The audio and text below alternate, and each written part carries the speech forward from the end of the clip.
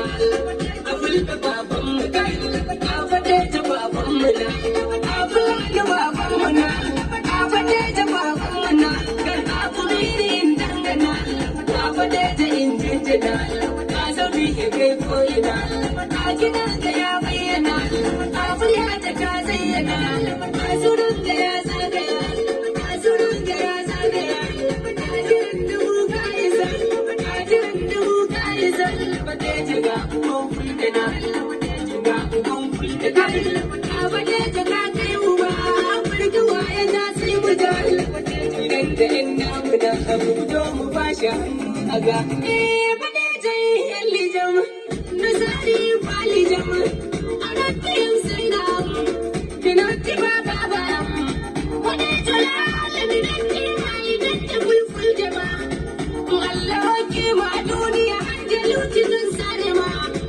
ko jumma mina jere ta barka kude ma zannu bi fulbe bidan sai ma bade janayin jama binati Allah atalma da wati fai fulbe ku undali habrare ma da dole min dai halaku inda da mutallati le bi barka ku Allah da ki total balde bai hare ma isma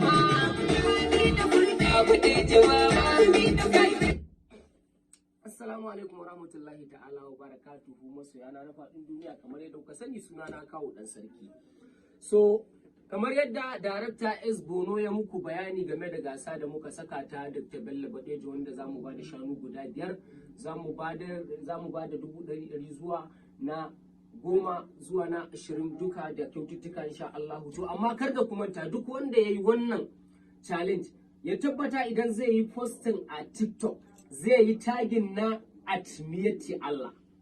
Pejin da zai fara tagin kenan sai ya yi tagin din peji na kawudansarki da pejin Aminu S Bono. Sannan wanda zai yi a Instagram shi kuma zai yi tagin official miyati Allah 001 sannan sai peji na sai pejin Aminu S Bono. To amma kar da ku manta ga duk wanda ya gama wannan abubuwa zai kasance ya tura ma WhatsApp number mu wanda wannan WhatsApp number shine 08065772019 kar da ku manta 08065772019 wannan shine WhatsApp number da zaka tabbatar ka tura idan ka yi challenge ɗinka da kuma sunanka da sunan garin da kake da kuma sunan pejinka sai mun ji ku sati biyu.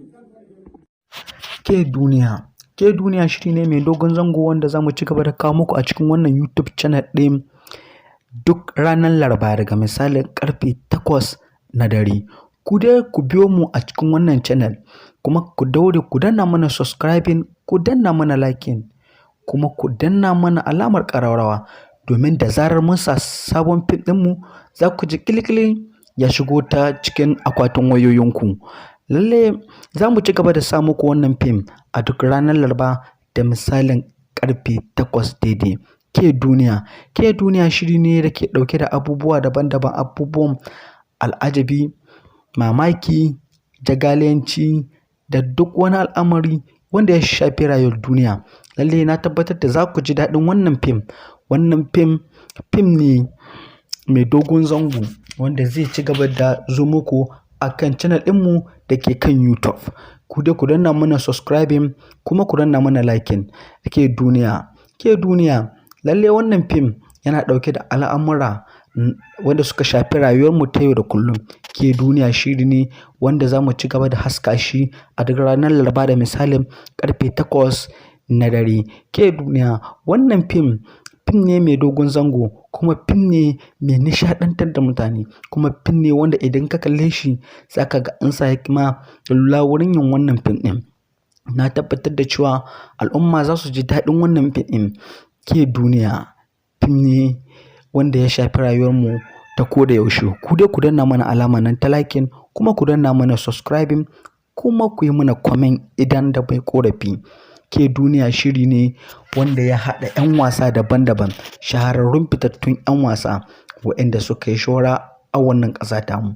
Ku dai ku daure ku biyo wannan channel ɗin domin a cikin wannan channel ɗin ne za mu ci gaba da kawo muku wannan fim ɗin na ke duniya.